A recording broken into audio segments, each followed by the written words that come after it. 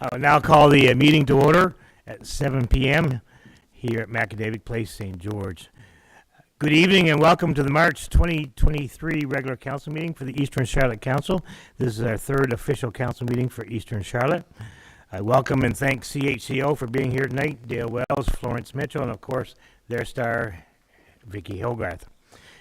In attendance tonight we have Chris McKinnon and our assistant clerk, who is our assistant clerk, and our CEO, Jason Gadet. And we'll move on to adoption of the agenda. I'll look for a motion. I move to adopt the agenda. I move to adopt the agenda with the addition of item 11B, correspondence from Karen Tracy. Says it's on. Nope. Okay. I move to adopt the agenda with the addition of item 11B, with the addition of correspondence from Karen Tracy. We have a motion on the floor. I need a seconder. Councillor Tidd. Question or comment on that motion? All those in favor of the motion signify by saying aye. And it's passed unanimously. We move on to adoption of the agenda. Number 3, conflict of interest, disclosure. Anybody who wants to make a disclosure of conflict may do so now. Councillor McKay, yeah, just turn on your mic. According to the conflict of interest, according to the Governance Act, Section 90, Part F, exceptions to conflict of interest, a member or senior officer does not have a conflict of interest and does not violate Section 96 by reason only that a member, senior officer, or family associate is, as the case may be, a person having an interest in land valued in use as farmland or farm woodlot under the Assessment Act, or being registered under the Farmland Identification Program under the Real Property Property Tax Act. At this point, I am not completely comfortable in declaring a conflict of interest until I can formally sit down with the St. George municipal lawyer and explain some things. So number 3 is conflict of interest disclosure. So right. I guess you're disclosing you're not. I guess that's official. Until I can formally sit down with the lawyer. No, that's all I need. I don't know. No, that's all I need to know. Great. We'll move on to adoption of minutes of the previous council meeting. I need, excuse me, folks, February the 15th, 2023. I need a motion to approve those minutes. Councillor Thompson. Councillor Thompson made the motion, seconded with Councillor Lee. Question or comment on the motion? All those in favor of the motion signify by saying aye. Contrary, and that's passed unanimously. Business arising out of the minutes. I don't think there's anything tonight. Delegations, there are none tonight. 7 is reports, and the first one we have tonight is the general government report, and I'll go to our CAO, Jason Gadet. Thank you, Your Worship. General Government Report for the month of February. We've completed meetings with the Department of Transportation on the role of the municipality in the rural areas. Public Works has started to repair and reinstall some private lane signs in the rural areas. So this marks the first time that the former municipalities' works crews are out in the rural areas. Request for proposals for Canal Beach. It has been posted and closes April the 7th, so we expect that to come to council at the April meeting. The request for proposal is being put together for janitorial services for municipal office and here at Macadavic Place. Personnel, we have completed interviews with the full-time public works position, as well as the personnel. We will be posting one full-time position with the administrative assistant receptionist role. We've also completed the collective agreement with the union, and labor board applications were completed as well. Renovation phase 1 is nearing completion of the municipal office. That's School Street in St. George. As time permits, we re-engage a number of dangerous unsightly properties in the former town and village, and that's really all we're doing. And there's been a number of questions recently to staff. We are only focused, our authority right now is only within the former two municipalities. Project pricing for a water break full repair on Riverview Avenue. So we've modified the older project application that we submitted to the province back in 2020, which we never were successful in achieving.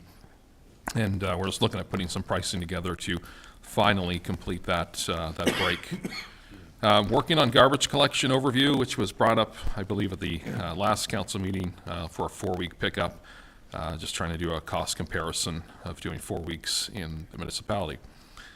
We completed insurance review and documentation for the full municipality. Our annual cost for insurance alone for the municipality is over $200,000 a year. Staff is working with the Monday Graduation Committee on hosting the graduation ceremonies at the Patrick Connors Recreation Complex. We still continue to do the ongoing upgrades there as well, lighting, upstairs renovations. Still a lot more to do there too over the shutdown in summer months. And wastewater projects for St. George, Black Arbor, the water exploration, both Black Arbor and St. George networks, as well as the looking at the EIA work for the sewage lagoon for the part of the industrial park upgrades. We also ordered a new mayor's chain. It's been ordered. The 2 former municipal chains will be updated, cleaned, and put on display. We completed some easement updates with the Granittown Hotel. We're also working on some drainage mitigations with the property here as well. Inspections and reviews of building and properties transferred from the province, now including we're now looking at the required repairs of the 2 of the 3, if not all 3 of the properties that were transferred to the municipality. Working through the changeover of the vehicles as well. That's been a bit of a task. What I guess has been required from the province to transfer their own vehicles to the municipality. That changes each time we go to service New Brunswick. Final notices of overdue water counts for both networks have been issued over the last week as well. And housing development, we're working on with 2 potential developers, South Street, Brunswick Street, and as well, just add to that, another one in there too with Hillside subdivision. So that is the general government report. Thank you, Jason. Any questions or comments from the council? None? That'll move us on to the building and planning report for the Southwest New Brunswick Service Commission. I'll call on Alex Henderson to come forward.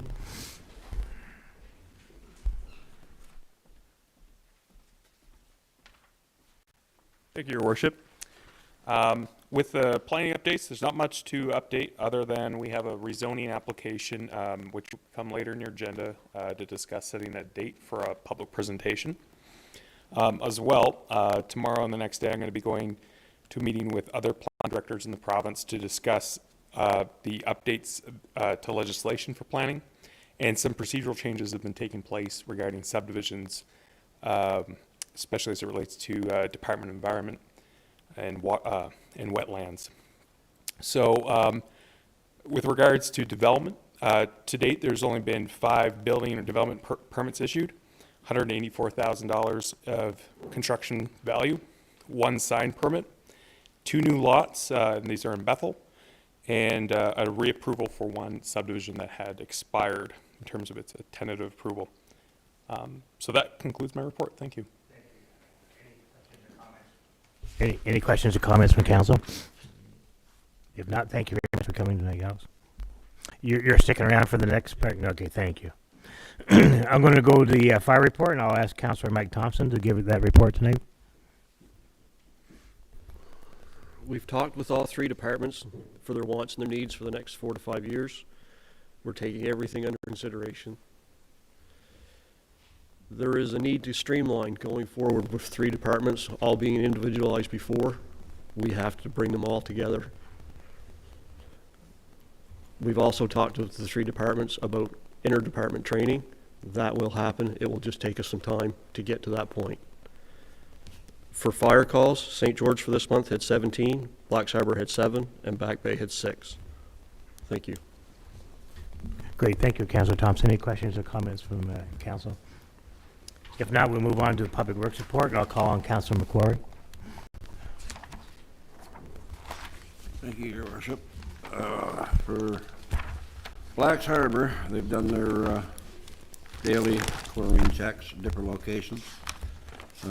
Arena upgrades and maintenance continues, with new light being delivered. 35 LED lights for the hallways and the bleacher platform, dressing rooms and washrooms. Service and maintenance work has been done on some heaters in the main lobby for the arena and entry for the YMCA. General maintenance for mechanical components, compressor, has been addressed with 2 different contractors putting together quotes for 2 compressor overhauls. The gasket plate chiller, heat recovery from Zamboni water, just to mention a few. All these components are vital to the operation and planning and budget. Also, a PLC upgrade on computer has been awarded and getting closer for work to start on upgrades. Water line leak on Hospital Street affecting number 26 and 28. All notices and instructions were issued with a boil order advisory due to low or no pressure was issued by the province. Repairs were performed to AWWWA standards. Flushing and chlorine residual were met, followed by 2 sets of bacteriological sample results from the St. John lab. All criteria was met for the Department of Health required for the boil order removal. General shop and service for administration is ongoing. Snow events, they were out 7 times for plowing and sanding in February. Equipment repairs, the 1 ton needed new cutting edge, and so did the 3 ton. Backhoe needed to replace the cutting edge on the back, installed new bolts and washers. Repairs to the VHF radio were replaced. Hydraulic hose for stabilizer, oil, and filter services was done on the new backhoe. Parts ordered for brakes on the older backhoe, and oil and filter will follow. Trackless universal joints installed on a brake hold-down kit with new shoes on left side, front, and new hub seal installed, and a new alternator has been installed. Van has had a new battery installed. Zamboni has been serviced, and filters. Garbage truck overheating, performed troubleshooting and found the issue in the wiring harness plugs, repaired and back in service. For St. George, plowing has taken the majority of the time for the month with storm season in full swing. With extra strain on the equipment, repairs are constant and ongoing. Broken and or knocked down street signs are another casualty of the season and are fixed as they are found. Also, potholes are appearing more and more, and we are doing our best to stay on top of those. A stockpile of sand is being kept at the works department for those needing it. Christmas lights were all removed from the light poles along Main Street. All the old town limit signs have been taken down. They assisted the fire department in getting the trucks to the garage for their inspections. Some long overdue maintenance has been started in buildings outside of St. George that are now in the new entity. Renovations continue at the office building to accommodate the extra staff. Water. Total water pumped for the month of February was 6.4132 million gallons for an average of 229,042 gallons per day. We had 1 major water system issue to deal with in February, and that was a break in the main on Brunswick Street in front of the school. The repair went well, but due to the work involved, school has been canceled for the day there, or was canceled. A new chlorine injection lance was ordered and installed at well 6 to hopefully cure any further clogging issues. Sewer. We had to send away another lift station pump to be inspected for repair, this time from Campbell Hill at station number 8. We are still having an issue getting the new pump for station 6 to sit down in the well properly. It has been brought to our, that doesn't make sense. It has been brought out to our attention by the salesman who ordered the new pump for us that we have the wrong adapter bracket and a new one is being ordered. A jet rotor truck was hired to address some issues with the lift stations. Number 6 had to be cleaned out of grease buildup and a blockage on Solar Street had to be cleared. The solar blockage was due to a massive buildup of paper towel, and the maintenance supervisor for the True North's operations was contacted and asked to circulate a memo stating personnel should not put that into the sewer system. The sanitary line on Wall Street was inspected with video equipment for blockages due to a local complaint. A decision to jet rod the line was made to rule out any issues with that line that may interfere with its proper operation. Station 6 at Fundy Bay Drive has experienced some issues that were originally attributed to the float switches that hang in the well and govern the pump operations. Further inspection has shown the problem may be a wiring one with either broken wires or bad connections. We are waiting for better weather and electrician to be free to sort out the operation. The communication issue with station number 5 was corrected by rebooting 2 modules inside the station panel. Lab results. 7 water samples were received on February 7th for microbiological testing. The identity of the samples and the results are tabled below. There were no chloroforms and no E. coli in any of those tests.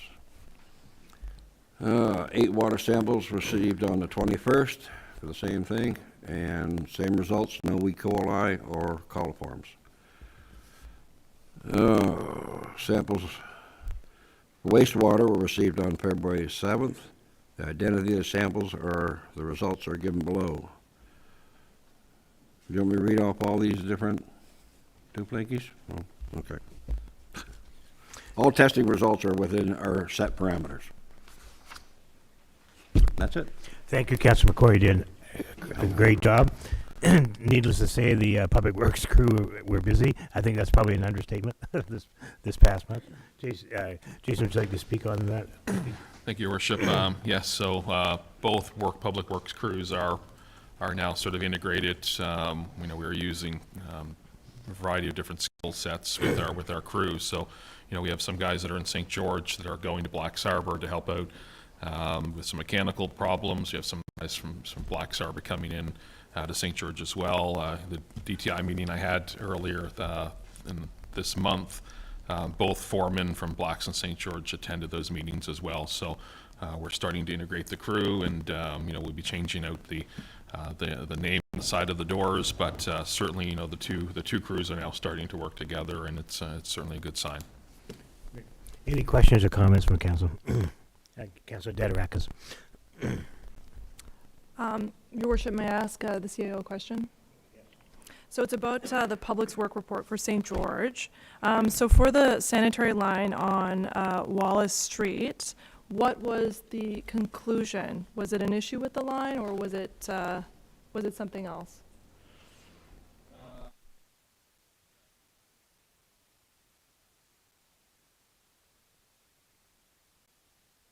Not necessarily grease trappings when it comes to food, but we're often finding that even the dyes, like the Tide pockets, the dishwasher type of packets as well, are forming grease in the lines as well. So yeah, we'll get some buildup. Typically, we'll try to get those with our annual maintenance of storm drains, but sometimes they do build up quicker than we expected. Any other questions or comments from council? If not, we'll move on. Accounts paid and payable, I'll have our CAO speak to that. Thank you, Your Worship. So just once again, much like last month, we're still trying to merge the two financial systems together. Just as recent as this afternoon, I reached out to Town Suite Accounting Systems for an update. Certainly said that that I guess if we had a thermostat on this, I guess it's at a very high red for me. I wouldn't have expected that back in December we would still be at a point where the systems haven't merged yet, and we really need to merge Black Arbor, St. George, put them together, put our budget information in for this year. Right now, everything is being held in in sort of a bit of a hold account, and so as soon as that does happen, we'll be able to provide a much more comprehensive report to council. Certainly any of those full, just line by line items are always available to any members of council that wish to review those. And I don't have an ETA. I wish I was expecting to get today from Town Suite. I don't. If we were to switch and go to a different accounting system, by the time we merged over all the water users from Black Arbor and St. George, just that alone, as well as all of our vendors, multiple months to do that, and then to build out all the general ledger account numbers as well. So At what point, I guess, do we say that, Town Suite is not going to come good with us? I don't know. I will be escalating my calls to get some answers next week, further up the chain with that company that's based in Newfoundland. Great. Excuse me. I just want to say that Kathy Neves and Bambi Scott Levitt are doing an admirable job for Eastern Charlotte. You have to remember, there's not too many areas in the province of New Brunswick that's had to go through what we've had to go through. If you look at even just around in Charlotte County alone, St. Stephen in their transition and St. Andrews in their transition, they didn't have to do what we are doing. We're the only ones. There's only a handful of us in the province of New Brunswick that had to merge two communities together, and I think we're doing a great job. The girls are doing a great job making sure the bills are paid, making sure that the employees are paid. So everybody's doing a great job. So things are moving forward. We're only a couple months into this. But like I say, it's a lot of stuff that's never been done before, and everybody's doing a great job. Any other questions or comments? If I can just add to that as well, just just for clarity's sake, that when bills come in that are paid, invoices are signed off by myself, but then they go back into our finance department. We have a treasurer, we have an assistant treasurer. Those are entered separately from myself, so it's not just one control point that is signing off on invoices and signing checks. As well as the invoices, copies of that, and checks as well go to the mayor's office for review. So there's certainly a lot of eyes on this to ensure that that there's compliance with our accounting policies. Great. Any other questions or comments from council? Councilor Dederakis. This is a question for our CAO. May I ask the question? Just for my curiosity, how much are we paying for the services of Town Suite? Yeah, it's about $2,500 a year. I believe that will go up a bit because we're going to be upgrading our services to sort of a cloud service that will allow us to do better POs even from an app, and as well give us a little bit more security with backing up our accounting system. But yeah, it's anywhere between $2,500 to $3,500 a year. Great. I'll move on to the old business and municipality redesignation. I may have to get the deputy mayor to take over here soon. We did get a letter from the minister actually just on Monday, and council has been made aware of the letter, but I will read it out for public because we should be doing this, letting the public know what's going on. Dear Mr. Mayor, thank you for your letter of January the 30th in which you communicated the request of council to change Eastern Charlotte from a rural community to a town. I understand you desire to make this change without any additional work being done. However, there are additional steps required by legislation that need to be taken. A community can become a new type of entity by incorporating as that type of entity using the process outlined in Part 3 of the Local Governments Act. Section 2.1 of the Act requires that the minister conduct a feasibility study in accordance with the regulations to determine whether to recommend an incorporation or several other types of restructuring. Establishing that the community has the capacity to deliver the services required is an important step in that process. Creating regulations governing the process and requirements for a feasibility study is planned for this year. That work is linked to the creation of a new municipal commission and will not be finalized until after the legislative framework for that commission is created. Please rest assured that we will advise you as soon as this process is established. In the meantime, let me assure you that being a rural community does not mean that you are prevented from providing the level of and quality of services that a town or village provides. I recommend that you take the time to consider that any proposal to change the type of local government will require demonstration of the financial plan for taking on any services that are currently being provided by the province. This will include identifying any possible impacts on policing costs and enforcement of dangerous and unsightly premises by bylaws. Additionally, it should be noted that the responsibility for forest fire management within the town boundaries may be a factor for consideration. The Department of Natural Resources and Energy is responsible for forest fire management outside of city and town boundaries.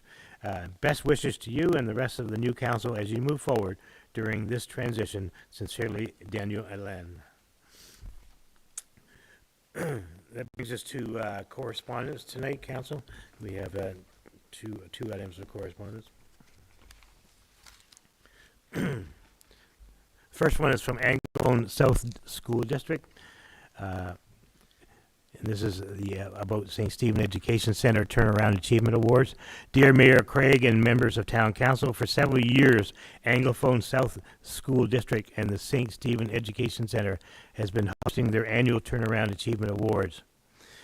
This evening requires middle and high school students from the schools across Charlotte County for making a significant change in their life, either through their academics, attendance, or behavior. It is a great event for educators and families to come together to celebrate the success of our students. This year, the event is being held on Tuesday, May 9th, 2023 at Dominion Hill. As you know, putting on an event for over 100 people can be costly. As an education center, we are tasked to look to our local businesses for support to help pay for this event. We are very fortunate that many local businesses in Charlotte County have agreed to be sponsors of the Turnaround Achievement Awards. We could not put on this event without their support. We have been very fortunate that many mayors from the communities in Charlotte County have attended this ceremony and understand the great gains these students have made in their lives. The organizing committee of the Turnaround Achievement Awards is asking if the municipality of Eastern Charlotte would be willing to sponsor a student and 2 guests to attend the event this year. Fundy High School will be recognizing 2 students for this award, one from the high school and one from the middle level. The cost per student is approximately $200 once you factor in the cost of the meal, their awards, and other miscellaneous expenses. Having this expense covered would allow other monies to be used to ensure we could provide our students and their families an evening they will fondly remember. I thank you in advance for your consideration in this matter. I look forward to hearing you at your earliest convenience. Sincerely, Mrs. Jennifer Grant, Turnaround Achievement Awards. I would look for council. What is your desire tonight to do with this? Would there be a motion on the floor to send this to Finance Committee? You would like to send this to the Councilor Lady, like to move this to Finance Committee? Would there be a seconder for that? Okay, I got 2. Councilor Thompson, you just beat out the deputy. Question or comment on this motion? All those in favor of the motion signify by saying aye. Contrary, and that's passed unanimously. Oops, I forgot one. I'm sorry, I moved ahead too fast. We're going to move back before we do the next communication. Where the heck did I turn this over today? And where did I lose that? That's right here, that's why. Okay, new business. Date for public presentation by Southwest New Brunswick Service Commission, number 10. Alex, would you like to come forward?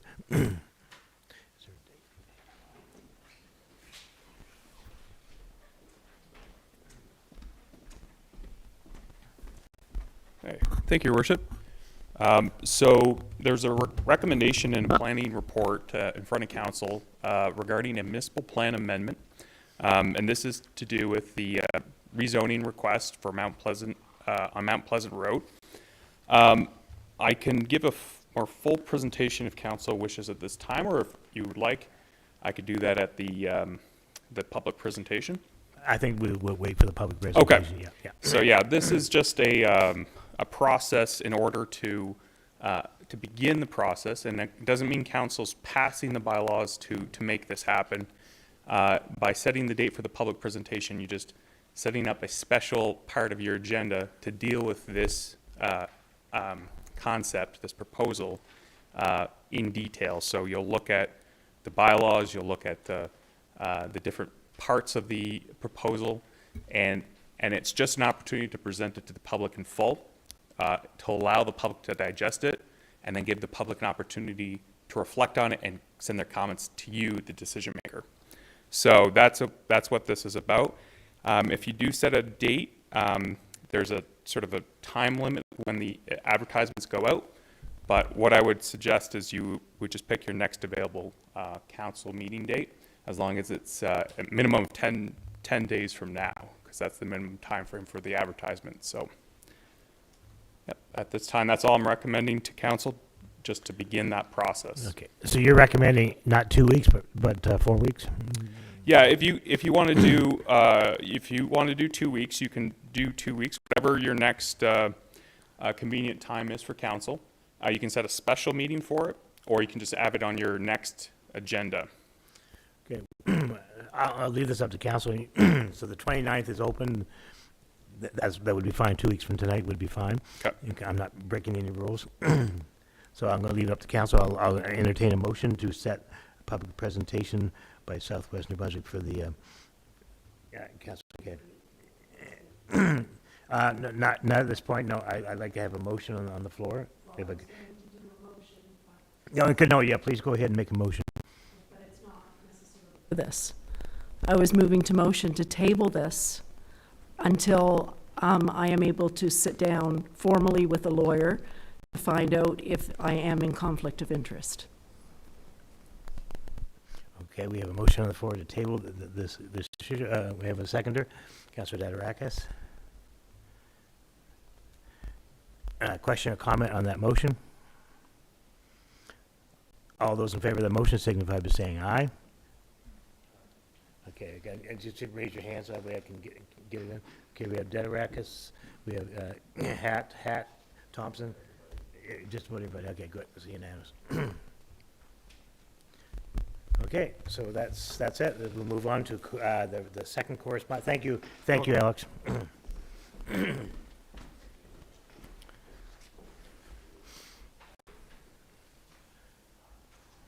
Okay, the second correspondence we have tonight, to whom it may concern, the New Brunswick Dart Association have 16 individuals that have qualified to play at the Canadian Darts National Championship in Saint-Hyacinthe, Quebec in June.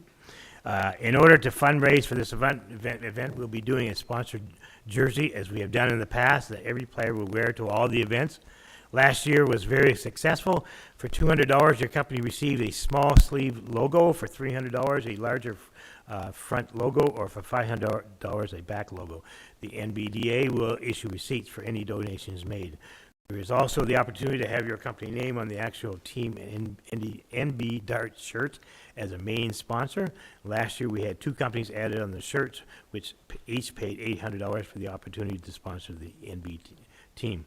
Thank you in advance for your support and assistance, and checks can be made out to NBDA, and it's from Karen Tracy, New Brunswick Team Darts Fundraising Coordinator. I'll entertain a motion on this. Okay, and you make a motion to? Defer it to the Finance Committee. Great. Councilor Adam Hatt. We have a seconder for that? Councilor Lee. Question or comment on the motion? All those in favor of the motion signify by saying aye. And contrary, that's passed unanimously. Okay, great.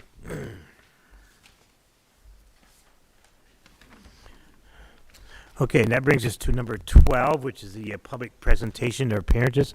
Please note, under bylaw EC-01, Section 7.1, members of the public shall be entitled to address council for 5 minutes with no debate from council on matters of municipal jurisdiction.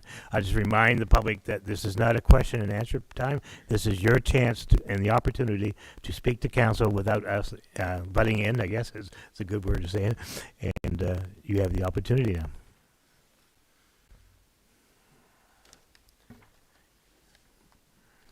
If not, I'll move on to statements by members of council.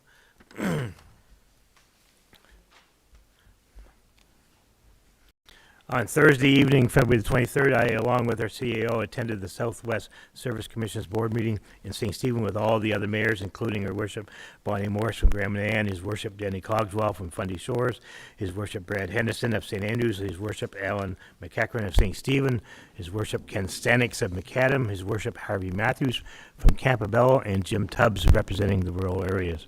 On Thursday, March 9th, I attended meetings of the whole for the Service Commission in St. Stephen with other mayors of the county. In this meeting, we had a presentation by the RCMP on their quarterly report, October the 1st to December 31st, 2022.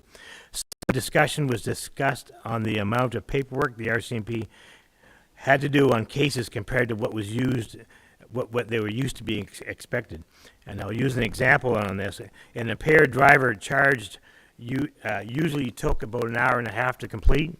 whereas today it can take up to 4 hours for a member to complete that, which takes that member off the patrol to complete that. Most of the meeting was taken up on the discussion of the problem of meth in our area, especially in St. Stephen and now in Eastern Charlotte. It is a problem that will only be getting worse, which will lead to more crime, homelessness, and death. Meth started out in the USA, made its way north to British Columbia, and now is spread east, and now is in our area. I brought forward the idea that it would be nice for the RCMP to have a member attend our monthly meetings, and their response was that they are only mandated to only report to the service commissions. I responded by saying that in Grand Manan that they have a member attend their monthly meetings, and their response to me was that Grand Manan was different. They did say afterwards that if we sent an invitation, they would see what they could do. So I followed through the next morning and sent an invitation out for the entire year with the dates of all our meetings to Sergeant Jason Hansen, and I received a response shortly after. He replied that he would pass this on to Sergeant Chris Henderson, who will be back into his role as Operations NCO on April the 5th, and they would pass the request on to their team leaders to try to accommodate us. There will be another meeting with the RCMP, mayors, and the Service Commission Public Safety Committee, which our deputy mayor is a member, on April the 13th at the Garsland Center in St. Stephen. As well, at this meeting will be a representation from the Department of Justice and the Public Safety. The objective of that meeting will be to set new priorities for policing for the upcoming 2023-2024 fiscal year. Last month, I attended the Personnel Committee, Health Services Committee, 4 committees of the whole for council, and 2 fire services committee meetings. As well, I attended, along with all of council, the Quad New Brunswick presentation. And I think one of those meetings, also we had a presentation from NB Power on an update of advanced small modular reactor and their development on that. A very happy belated birthday goes out tonight to Perry Richardson of Back Bay, who turned 94 on February the 23rd. This past month, I had the honor to present Carson Cook with a certificate of celebration on behalf of council and all residents of Eastern Charlotte for his 100th birthday, which was February the 28th. Happy birthday to our camera person tonight, Dale Wells, who turned 68 on Monday. And tonight I want to, on behalf of council and Eastern Charlotte residents, send out a big congratulations to 2 of the CHCO power brokers, Patrick Watt and the star of CHCO, Vicky Hogarth, is here tonight on their wedding on March the 4th at the Wesley United Church in St. Andrews. You can go ahead and applaud that. That's nice. These 2 are a great team at CHCO and now are a great team on a life together as a married couple. A happy 85th birthday goes out to Jeannie Hoof, who celebrates this milestone next week on the 24th of March. I also have one more thing I have to announce. It just was given to me right before I came in. A fundraiser for Carla Murphy Flag will be on April the 1st as a Saturday night at 6 p.m. here in this building. And the lineup of Charlotte County talent is Tom and Angela Mason, Josh Osborne, Claudette and Zeta Norman, Running Out of Time, Margaret and Colby McWhinney, and Lori Duo. And there'll be a canteen. There's 50-50 tickets. So there's lots of music going on that night. And the fundraiser is for Carla Murphy Flag. Tonight, on behalf of myself and the Council of Eastern Charlotte, I send out our sympathies to the families of Daniel or Danny Hill, husband of the late Lori Hill of Penfield, who passed away on March 1st. Our sympathies are sent out tonight to the family of Josephine Frost of Second Falls, who passed away at her home in Second Falls on March the 1st. Josephine was the former deputy mayor of St. George, Bruce Jackson's mother-in-law. Our thoughts are extended to the family of Donald Needle, who passed away on Sunday, March 5th. And lastly, our thoughts go out to the family of June McClanahan, who passed away on March the 12th. I'll go to my deputy mayor at this point. Yes, thank you, Mr. Mayor. I have just one thing. The municipality has received a presentation from Quad MB on a proposed route in the St. George area. We are still working with the group on finalizing the route as they work with other stakeholders such as Dexter Highway Corp. And the Department of Transportation. So it's an ongoing process. Great. Councilor Thompson. Good. Councillor Hatt? Couple things on recreation that are going on in the next part of the month here. So first off, I want to say thank you to everybody in Eastern Charlotte for making another successful season at the arena in Blacks Harbor, Patrick Connors Recreation Complex. And a special thanks goes out to all the public works crew that keep that place running and keep the ice there. We wouldn't do it without you. You know, there'd be a lot of unhappy kids with no ice. So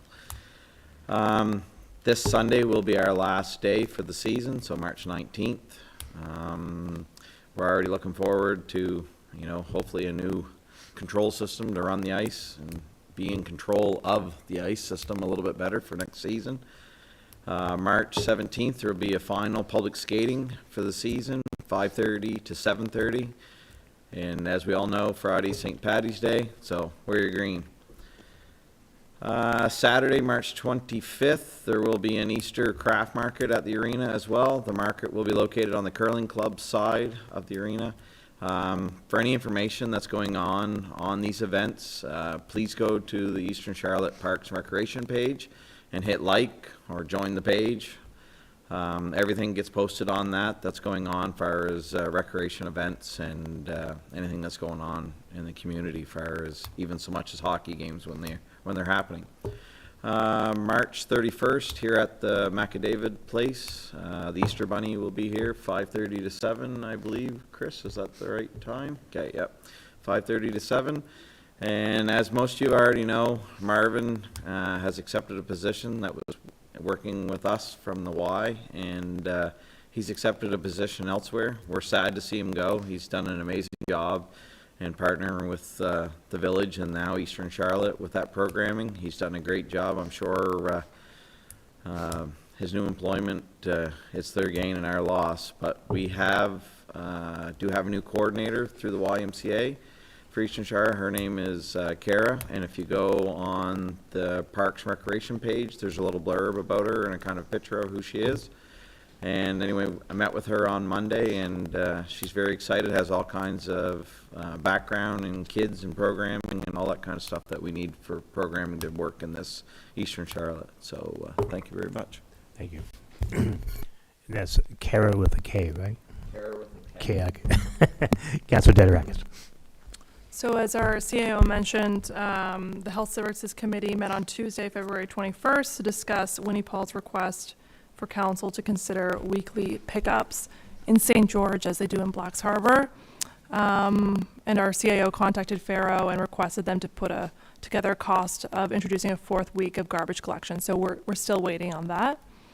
Also on the topic of Health Service Committee, I received a call from Miss Linda Holmes of Penfield.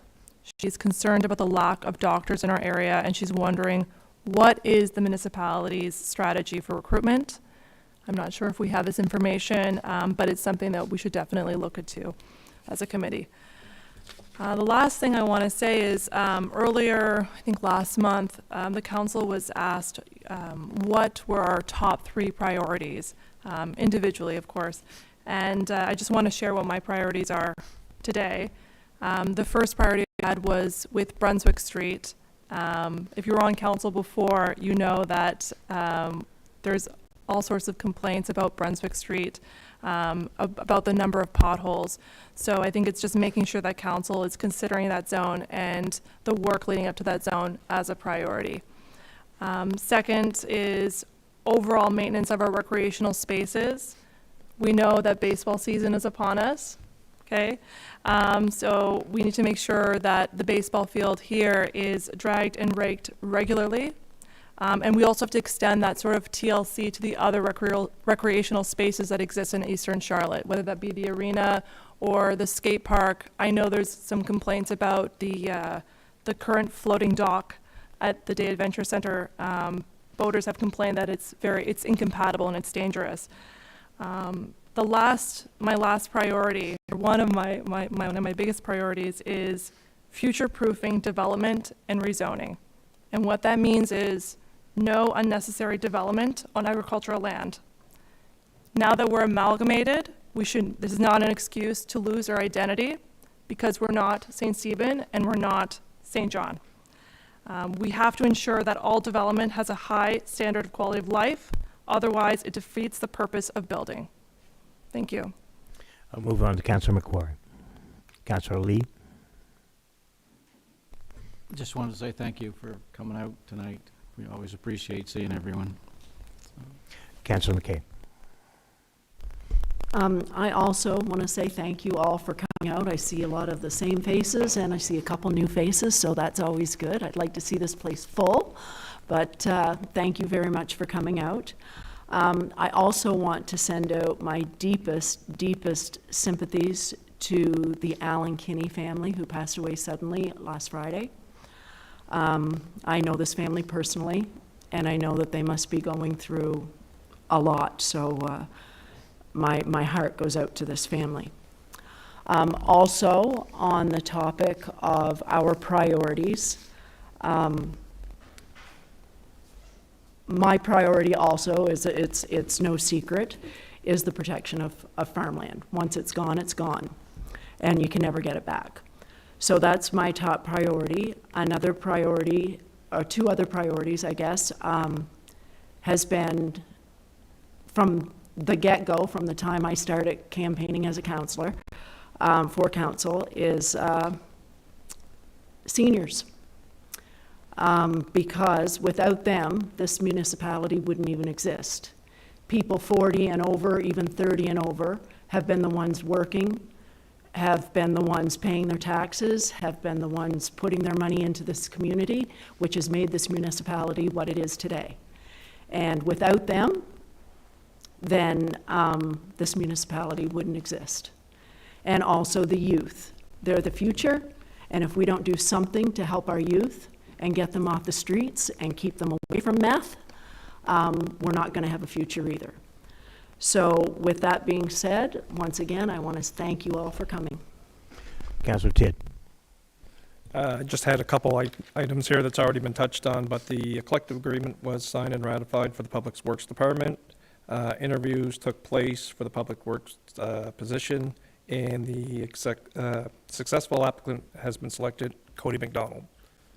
And I'd like to thank everyone for coming out. Thank you.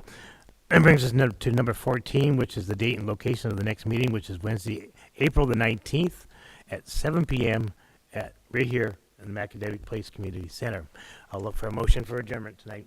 Councillor Adam Hass. Thank you.